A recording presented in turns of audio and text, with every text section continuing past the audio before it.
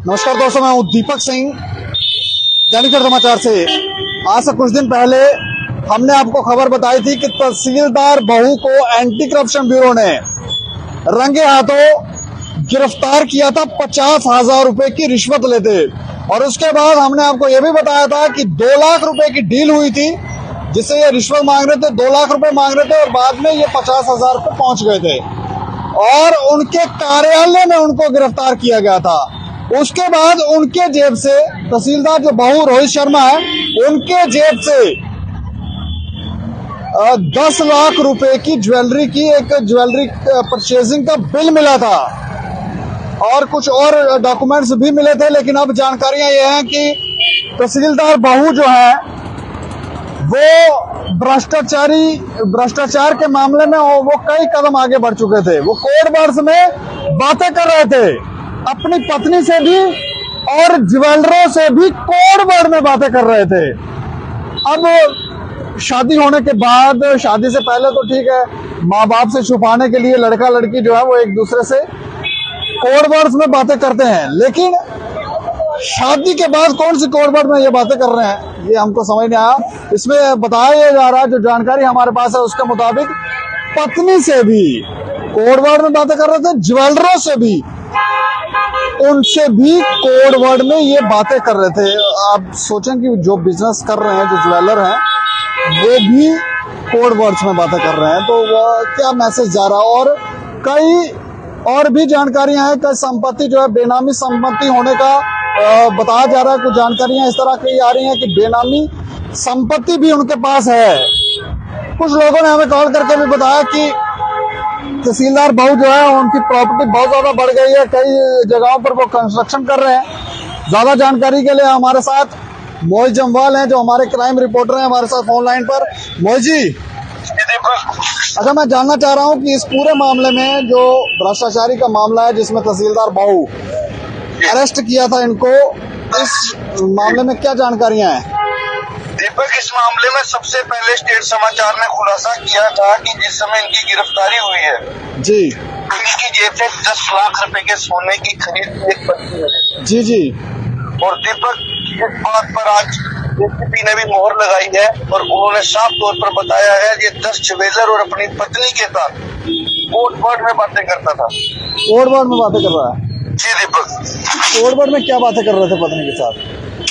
दीपक, के सीधे तौर पे बात नहीं करते थे, क्या लेना है क्या नहीं, इसके लिए उन्होंने कोड रखे हुए थे, ये उन कोडों का प्रयोग करते थे। लेकिन अभी तक सिर्फ ये बात सामने आई है कि कोड वर्ड में बातें करता था। क्या कोड रखे थे, इस बात की अभी भी कोई किसी ने पुष्टि नहीं की है। अच्छा, मतलब भ्रष्टाचारी का कई लेवल पार कर चुके थे हमारे तहसीलदार बहू। बिल्कुल दीपक, आरोप है इन पर। और एक चीज और मैं आपको बता दूं, इसमें आपको साफ तौर पर इन्होंने अपनी जमानत अर्जी तक दाखिल की थी। एसीपी की दलीलों के बाद जज साहब ने इनकी जो जमानत थी वो खारिज कर दी है। अच्छा, इन्होंने बेल के लिए अप्लाई किया था? बिल्कुल दीपक। नहीं तो अभी तो थोड़े दिन हुए, तो इतनी जल्दी बेल के इनको ये बेल के लिए अप्लाई कर रहे हैं? बिल्कुल दीपक, ये इस समय एसीपी की हिरासत में है और इनका पूरा कानूनी अधिकार है, ये अपनी बेल लगा सकते हैं। लेकिन जब एसीपी की टीम ने कोर्ट में पूरी अपनी ये रिपोर्ट सौंपी, उसके बाद जज साहब ने पूरा गौर करने के बाद इनकी जमानत याचिका को खारिज कर दिया है। जी। अच्छा, इसके अलावा कोई बेनामी संपत्ति की भी जानकारियां बाहर आई हैं? बिल्कुल, इनके ऊपर बेनामी संपत्ति होने का अभी तक एसीपी को शक है। इस बात को भी पुख्ता नहीं किया गया, अभी साबित नहीं हुआ है कि उनके नाम पर बेनामी संपत्ति है या नहीं, लेकिन शक जाहिर किया जा रहा है। शक किया जा रहा है। कुछ लोग कॉल करके बता रहे थे कि ये काफी कंस्ट्रक्शन कर रहे हैं, इनके पास काफी प्रॉपर्टी है। दीपक, ये 3 भाई हैं जो मेरे सूत्र बताते हैं चौरासी में ये कोई 20 कनाल में अपने घर बना रहे हैं, लेकिन इस बात की पुष्टि नहीं है। लेकिन सूत्र जरूर बता रहे हैं तीनों भाई एक इकट्ठा घर चौरासी में बना रहे थे, अलग अलग एक प्लॉट लेकर उसमें 3 अलग अलग बिल्डिंग का काम चल रहा है अभी भी, आप जाकर देख सकते हैं। वो जो सूत्र हैं वो ये भी कह रहे हैं कि ये महल जैसा घर बना रहे हैं। बिल्कुल दीपक, पूरा महल जैसा बन रहा है, ये भी बताया जा रहा है उसमें लिफ्ट का भी प्रयोग होगा। लिफ्ट का भी प्रयोग होगा, सूत्र बता रहे हैं। अच्छा, और इसके अलावा कोई जानकारी? दीपक, बाकी अभी तक तो कोई जानकारी सामने नहीं आई है, तो मैं अगर कोई आती है तो मैं आपसे जरूर साझा करूंगा। शुक्रिया हमें जानकारी देने के लिए। जी दीपक। तो ये हमारे मोहित जी थे जो हमें जानकारी दे रहे थे कि बेनामी संपत्ति की बात भी बाहर आ रही है। बेल इनकी रिजेक्ट की गई है और रिजेक्ट होने का कारण भी है क्योंकि इनकी जो जांच है वो इस दिशा में भी जाएगी। जानकारियां हैं कि बेनामी संपत्ति की तरफ भी वो घूमेगी। कोड वर्ड्स में ये बातें कर रहे थे और बताया जा रहा है कि 10 ज्वेलरों के साथ ये कोड वर्ड में बातें कर रहे थे और अपनी पत्नी से भी इन्होंने कुछ कोड वर्ड रखे होंगे, पत्नी से भी कोड वर्ड में बातें कर रहे थे। इतना लोभ, इतना लालच ये कहाँ से आ गया है? लेकिन अभी ये साबित होता है आगे चलकर या नहीं, अभी ये जांच चल रही है। एंटी करप्शन ब्यूरो जो है वो काम कर रही है, लेकिन बेल जो है वो रिजेक्ट कर दी गई है।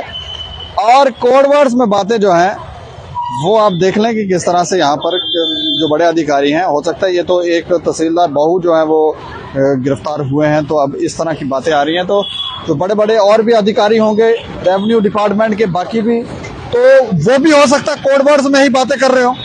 ये सारी चीजें जो है इनको वेरीफाई करना चाहिए। लोग किस तरह से यहाँ पर भ्रष्टाचार कर रहे हैं, ये बड़े बड़े अधिकारी जो हैं वो किस तरह से भ्रष्टाचार कर रहे हैं। इस खबर के ऊपर आप अपनी राय भी रखें और देखते रहें दैनिक समाचार। मुझे और मेरे सहयोगी राजीव गुप्ता को दें इजाजत। नमस्कार।